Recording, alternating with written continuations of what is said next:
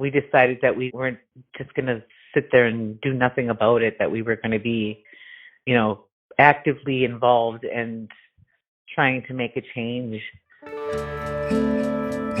Prairie Island Indian community didn't have a say in the siting of the Prairie Island nuclear generating plant when it was built in the 1970s. But the community has always had a voice. Since the construction of the plant, they have resisted efforts to expand waste storage and to extend the life of the nuclear plant on Prairie Island. This 3-episode podcast series traces that history, examining how powerful players from the electric utility to state and federal policymakers cited the plant and its waste right next door to the Prairie Island Indian community, and how tribal members and their allies have stood up for their rights, in the process growing a clean energy future for the community and for Minnesota as a whole. Last episode, we discussed the history of the Prairie Island Indian community and the nearby nuclear plant, which Northern States Power, or NSP, currently doing business as Xcel Energy, located less than 700 yards away without consent from the Native Nation. We are the closest community. I'm not just talking Native. Any community in the United States to an operating nuclear plant and a storage of spent nuclear fuel. In this episode, we're taking a closer look at the spent nuclear fuel, which at Prairie Island is stored above ground in large metal containers known as dry casks. NSP first proposed storing waste in these casks in 1989 as a supposedly temporary measure. But more than 30 years later, 50 casks remain on Prairie Island, and the utility has plans to add dozens more. To find out why they're still here, we have to go back to the 1970s and the construction of the nuclear plant. I'm John Farrell, Director of the Energy Democracy Initiative at the Institute for Local Self-Reliance, and this is Episode 2 in our 3-part series, 700 Yards, How a Native Nation Resisted the Nuclear Plant Next Door. It's a production of Local Energy Rules, a bi-weekly podcast about monopoly power, energy democracy, and how communities can take charge to transform the energy system. To help explain why NSP turned to dry casks to store its spent nuclear fuel at Prairie Island, we spoke with George Crocker. I'm the executive director of the North American Water Office, which is a nonprofit that my wife Leah and I co-founded in 1982 in the wake of the Black Hills Survival Gathering and the power line fight across west central Minnesota. And so we formed the North American Water Office and have been busy ever since, sort of with the relationships between energy development, economic development, environmental issues, social justice, environmental racism types of issues. How do all of these things play together as society goes about determining how electric utility services get delivered? All of that time, we were watching for the irradiated fuel question at Prairie Island. George knew that NSP was running out of space to store its nuclear waste at the Prairie Island plant.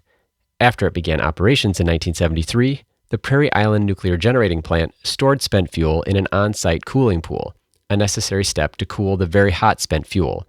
But by the late 1980s, the accrued nuclear waste threatened to overtake the plant's existing storage capacity. Back in the days when these power plants were conceived, why the idea was that we would be reprocessing, not recycling, but reprocessing irradiated fuel, high-level nuclear waste. Well, that didn't turn out so good because of nuclear proliferation issues, and also because the people who worked at the plants where they did the reprocessing tended to die young. But by then, many of the fleet of commercial reactors was already built with the idea that waste fuel would be reprocessed, so the pools were small. They were not designed to contain fuel beyond the age where it was cool enough to ship to a reprocessing facility. And so when the Carter administration, that was of course in the late 70s, stopped doing that, why these pools all over the country started to fill up, these waste storage pools at the reactor sites. If you think of an Olympic-sized swimming pool and then maybe make that times 3 or 4, it's about that big. So it's a fairly substantial size pool. It's just this waste in this fairly deep pool that's dangling on the fuel assemblies. Around this same time, some Prairie Island tribal members began stepping up their efforts against the nuclear plant next door. Tina Jefferson, a lifelong resident of Prairie Island, whose voice you heard at the top of the episode, started by protesting the transportation of waste materials through their land, alongside her father, Joseph Campbell. My father and I joined the Sierra Club and several different Mississippi Alliance and coalitions and things that were to protect the water and the animals and life down here. And they were transporting nuclear radiation through the reservation, and we didn't like the fact that they were doing that. And we were doing it, at night and random hours, and we protested against that. They built a different road around, or not through the reservation, so they didn't have to bring the waste through the reservation anymore. And then they got to the point where they were no longer shipping the waste off because there was no place to bring it to. We actually went out and stopped the trucks. We stood across the road knowing that the trucks were coming through, protesting. It started with that first, and then it moved into the government because the people who were there with us at the time were not on council yet, but were being put, like my father was on tribal council. My cousin Dale Childs was on council. And others who were aware of what was going on. We decided that weren't just going to sit there and do nothing about it, that we were going to be, actively involved and trying to make a change. By 1989, the federal government had ended efforts to reprocess spent nuclear fuel and had not yet found another solution for the nuclear waste. Without options to transport spent fuel off-site, the cooling pool at NSP's Prairie Island plant was running low on available space for more nuclear waste. At this point, NSP came up with a plan. While waiting for the federal government to develop a more permanent storage solution, the utility would put the spent fuel assemblies into large metal canisters called dry casks that they would then store on-site on Prairie Island as a supposedly temporary measure. George Crocker explains the proposal.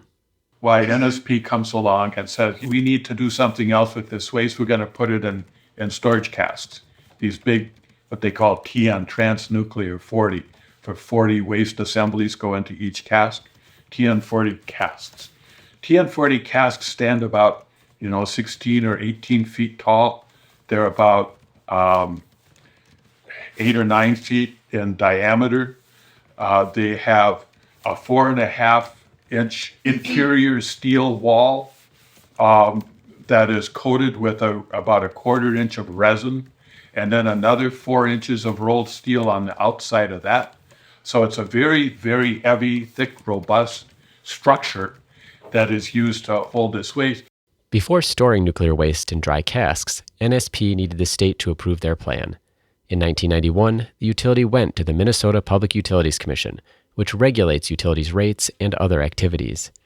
Once the issue was in front of the commission, the Prairie Island Indian community and organizations including the North American Water Office and the Institute for Local Self-Reliance formed the Prairie Island Coalition to push back against the utility's proposal. What they were looking for was a certificate of need before the Public Utilities Commission. They wanted a certificate of need for 48 casks. They wanted to put 48 of these TN40 casks out on a concrete pad inside a berm immediately adjacent to the plant at Prairie Island. We intervened as the Prairie Island Coalition against that decision before the Public Utilities Commission. We had 37 various organizations, environmental groups, church groups, various civic groups, League of Women Voters. There were all sorts of communities, entities that were involved with the Prairie Island Coalition. We sort of had a two-track approach to it. One was the community organizing and letter writing and educating, all of that work. And then we also intervened in the decision-making process. As part of the process at the Public Utilities Commission, Administrative Law Judge Alan Klein was charged with making a recommendation on the case to the commissioners, who would make the final decision. To inform that recommendation, Judge Klein held a series of hearings in late 1991. Members of the Prairie Island Coalition participated in the trial, which included evidentiary hearings as well as public hearings, held in December at Prairie Island Indian Community, Red Wing, and St. Paul. Members of the public also sent in several thousand written comments and letters, with most opposed to the proposed dry cask storage. Rick Duncan, a lawyer who represented Prairie Island Indian community at the time, remembered the hearings. That was a lengthy process. It was like a 6-week long trial that we had in front of an administrative law judge. One of the coalition's arguments against the dry cask proposal was that instead of continuing to operate the nuclear plant on Prairie Island and generate all this radioactive waste that the utility and community had to deal with, NSP could instead invest in renewables and energy efficiency to meet Minnesota's electricity needs. What we were trying to prove was that the energy load from the Prairie Island plant, so it's 1,000 megawatts in total, could be offset using either renewable sources of energy, especially wind power, or conservation methods, more efficient lighting, more efficient buildings, that sort of thing. The Prairie Island Coalition also argued that the Public Utilities Commission didn't actually have the authority to approve the dry cask storage. There was a Minnesota statute from the 1970s that said that any permanent nuclear waste site required legislative approval. Okay. And so part of our argument was that, and we were proven right once again, I'm afraid. Part of our argument was that they kept calling it the temporary storage facility. We said, well, it's not temporary because it's got no place to go. After the hearings, Judge Klein issued his final report. It recommended that the Public Utilities Commission not grant the certificate of need and instead send the issue to the Minnesota legislature. He found that, quote, "The likelihood that the dry cask storage would become permanent is so great that it is appropriate to require legislative authorization if the project must go forward immediately." Judge Klein's report also noted, "Existing or expected sources of power and conservation programs can replace the need for additional storage capacity under a stretch-out scenario in which plant operations are reduced." I think he was impressed by the sincerity of the community's belief that this little patch of land was really all that was left for them, and they shouldn't be burdened by the nuclear waste. And he came as close to aligning with our position fully as any of the decision makers ultimately did. But the way the system works, he's not the final decision maker. He's a recommender. Despite the recommendation from Judge Klein to turn down NSP's proposal, the Public Utilities Commission ultimately approved the certificate of need that the utility sought. However, instead of granting the full request of 48 casks, the Commission limited its approval to just 17 casks. This wasn't good enough for George Crocker and the other advocates in the Prairie Island Coalition. So we sued them. We went back to court and we said, well, Your Honors, the law says that only the legislature is allowed to permanently site high-level nuclear waste in Minnesota. The Minnesota legislature is not the Public Utilities Commission. The Public Utilities Commission has no authority to do this. And the court said, well, they don't if it's permanent, but how long is permanent? And so the court asked NSP, well, how long is it going to stay there? And the NSP says, well, we don't really know. It'll probably be at Yucca Mountain by 2020. And that's about as good as they could get. Well, that's more than 7 years out when you're talking about 1993. And so the court said the commission has no authority to do this, and that's what set the stage for the big fight we had in the state legislature in 1994. The appeals court decision in favor of the Prairie Island Coalition resulted in the Minnesota legislature taking up the issue during the 1994 legislative session. Bringing the issue to the legislature gave the Prairie Island community, their coalition allies, and other Minnesotans a chance to weigh in on the issue. But NSP and its accomplices fought back, lobbying legislators to get permission for the dry casks. Going into the legislative session, they went for their 17 casks, and we said no casks. The Prairie Island Coalition continued organizing, continued building. We were forced to be reckoned with. Prairie Island Coalition brought the issue into the forefront by putting it on the table in front of the legislature, and it was only then that the environmental community writ large decided to get involved. According to Rick Duncan, NSP's lobbying efforts in favor of the dry casks resonated with some legislators. NSP was arguing that they would shut down the plant and all these people would be thrown out of work. If the dry cask storage had not been permitted, I suspect what NSP would have done would have been to keep the pool operating, store what was there, and then repower the turbines from nuclear power to probably natural gas power. So you would still have an energy plant there. It would be a different kind of energy plant. I don't think there was ever a scenario where they were really going to shut it down. But I think that was effective to some of the legislatures. The early 90s, there was still a lot of memory of plant closures on the Iron Range and things. And so I think there was a lot of fear that might happen. Considering NSP's level of influence with elected officials, George Crocker found the legislative process lacking. That fight was a real example of pretend democracy because ordinarily when a bill is attempting to become a law, it goes in front of a committee. And if that committee votes it down, well, that bill is dead for the rest of the legislative session, at least, ordinarily. Well, we beat them in the House Energy Committee by damn near unanimous vote. We beat them in the Senate Energy Committee by a good majority.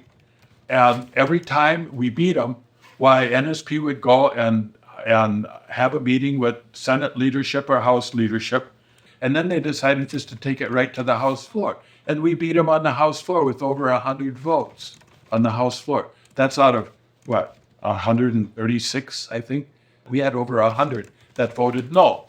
And still it came back. There never was a bill that had nuclear waste in it that passed out of the House. The Senate folded. They passed it out of the Senate. And at some point, why the House had passed a bill that had energy in it. And so the leadership of the legislature decided that being as the House passed a bill that said energy in it somewhere, and the Senate had a bill that said give them 17 casks, why that's good enough to go to conference and we'll negotiate it from there. The purpose of a conference committee is usually to align different versions of the same bill from the House and the Senate so that a single bill version can be voted on by legislators in each body and then passed into law. Though as this case demonstrates, that process can be influenced by people or groups with a lot of political power or deep pockets. Utility monopolies are consistently among the biggest spenders on lobbying in Minnesota, lobbying both the legislature and the Public Utilities Commission. According to the state's Campaign Finance Board, Minnesota's 3 investor-owned utilities, which includes Xcel Energy, or NSP, together have nearly 1 registered lobbyist for every 2 legislators and commissioners, and they were the biggest combined spenders on lobbying between 2009 and 2021, paying over $30 million to influence decision-makers. When the conference committee began negotiations on the Prairie Island waste storage issue, all 5 of the Senate conferees and just 2 of the 5 House conferees were initially in favor of allowing the dry cask storage, according to George Crocker. Those in favor first offered to include a provision in the legislation that would require NSP to buy or contract for a modest amount of renewable energy. So the session started early. It started in January, and now we're in May, at the end of the session, and we're still fighting over what to do with this waste. It consumed that 1994 legislative session. And the negotiations started out from the conference committee by saying, well, how about if we give you a little bit of renewable energy to go with these casks, and then it'll be okay. No casks. The 3 on the House side were for no casks. So it was 5 senators and 2 representatives, 4 casks, and 3 representatives saying no casks. And that negotiations lasted until the very last day of the session. There's this conference room down below the rotunda in the Capitol. This circular hearing room was jam-packed that last day. It was at night, and it lasted all night long. That session was still going as the sun was coming up the next morning. As the 1994 legislative session came to a close, tensions ran high at the Capitol, ILSR co-founder David Morris remembered. Some differences in strategy had also emerged among the members of the Prairie Island Coalition. I think that the session had to end at midnight on a certain date, and I think that it probably ended at midnight on that date. I mean, it was late, and the night before was an all-nighter at the legislature. So it was a really tense, challenging situation between the people and the Northern States Power. The tribe was a member of the coalition, but the coalition had 2 purposes. Part of the Environmental Coalition wanted to close the nuclear power plant down. Another part of the coalition wanted to close the nuclear plant down, but also was willing to use it as a leverage, as a bargaining chip to jumpstart renewable energy in Minnesota. And the tribe wanted to close the plant down, period, and also wanted some money and recognition and so forth from that. So we had a legislative agenda that overlapped, but the end game was somewhat different for the two groups of people. Now, I think when I moved to the legislature, anytime you get involved in a legislative process, talk of compromise is inevitable. In this case, compromise was indeed inevitable. As the clock wound down on the 1994 legislative session, negotiators in the conference committee landed on a compromise agreement that included a number of renewable energy provisions in return for allowing the dry cask storage. There was a whole Christmas tree full of bells and whistles and trinkets and gizdits and gazmos in order to get at least one of those three House representatives to flip their vote. And finally, on the last day, a guy named Lyndon Carlson, bless his hat, he flipped. And so they got their third vote in the conference. That meant 3-2 in the House side and 5-0. And so they got their 17 casks on the very last day, along with all of these other things, some of which continue to this day, others which don't. The compromise agreement in the final dry cask legislation, George Crocker's Christmas tree, included a number of provisions meant to increase renewable energy development in Minnesota. For one, the law instituted new wind power and biomass mandates for NSP. In terms of wind energy, the utility had to build or contract for 225 megawatts by 1998, another 200 megawatts by 2002, and then an additional 400 megawatts if the Public Utilities Commission found it cost-effective. As we'll discuss in the next episode, these mandates effectively relaunched the modern wind power industry in the United States and kicked off the growth of renewable energy in Minnesota. The law also required the utility to pay $500,000 per dry cask stored at Prairie Island per year, starting in 1999, and pay it into a newly created Renewable Development Fund, which would support renewable energy projects.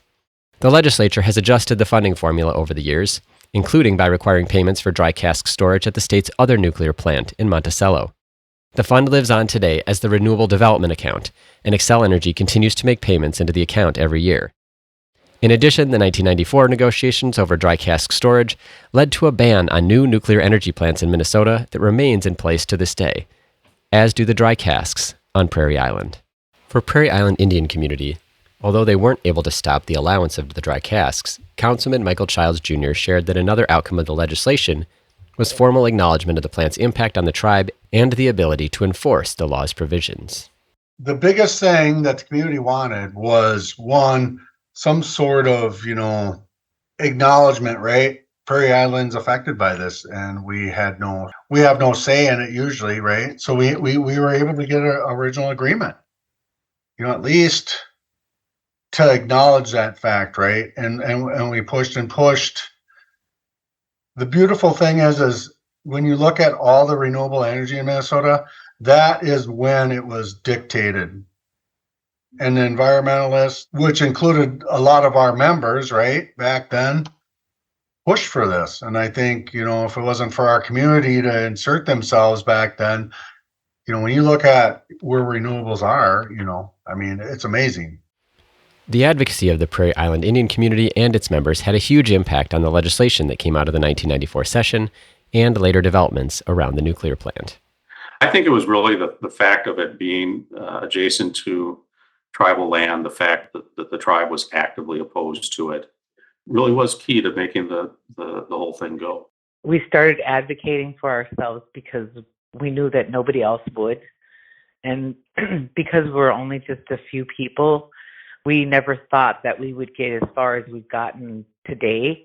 At first, we were ignored because, those are just those Indians, and that's just an Indian reservation. They shouldn't have any power over, and we felt we didn't because we didn't have the numbers. And that's why we reached out to all these other people. My father, he put a teepee up at the Capitol for a week and had different people from all over the state and different people from all over coming to visit him. And he was protesting the nuclear power plant and the casks. And he was allowed to stay there, and he told stories, and he educated people on what was going on in our backyard. What really makes me feel good about it is that one person can make a difference.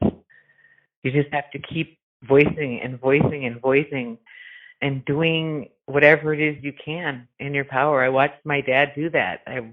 I watched him, continuously be on it. It's up to us to keep working on it and keep doing it and keep being involved and informed and helping the young generation understand. We didn't need to pat ourselves on the back or get patted on the back or thanked or anything, because we weren't doing it for us, just us. We were doing it for everybody.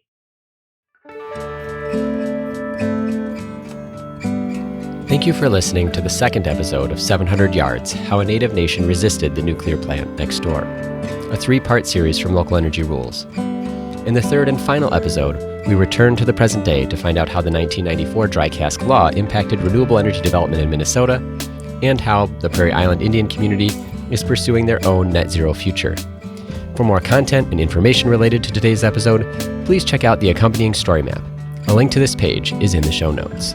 A quick note on the language we used in this episode. We used the word tribe as well as the term Indian in the context of Prairie Island Indian Community's federally recognized name. European colonial powers developed these terms to otherize and subjugate Native peoples, and they can be used today to diminish the sovereignty of Native nations. We opted to use these terms in the podcast because of the context in which they are used and because many Native and non-Native people continue to use these words. We acknowledge that this is an imperfect decision. Katie Kienbaum produced 700 Yards with assistance from Joe Green. Local Energy Rules is produced by me and Maria McCoy. Editing, music, and sound production is by Andrew Frank. Thank you to everyone we interviewed or who otherwise helped us put this series together, including Michael Childs, Tina Jefferson, Andrea Zimmerman, Heather Westra, Eric Pelley, George Crocker, Rick Duncan, David Morris, Kate Taylor-Mighty, and John Bailey. ILSR's offices are located on land that was and is stewarded by Indigenous peoples. This includes an office in the traditional territory of the Dakota people in what is also known as Minneapolis, an office in the traditional territory of the Wabanaki Confederacy, which currently comprises the Punawapskawee, Pescatomookadee, Wolastogwowi, Abenaki, and Mi'kmaq nations, in what is also known as Portland, Maine. ILSR's hometown is in the traditional territory of the Nacotchtunk or Anacostan and Piscataway peoples, in what is also known as Washington, D.C. ILSR recognizes, supports, and advocates for the sovereignty of Native nations.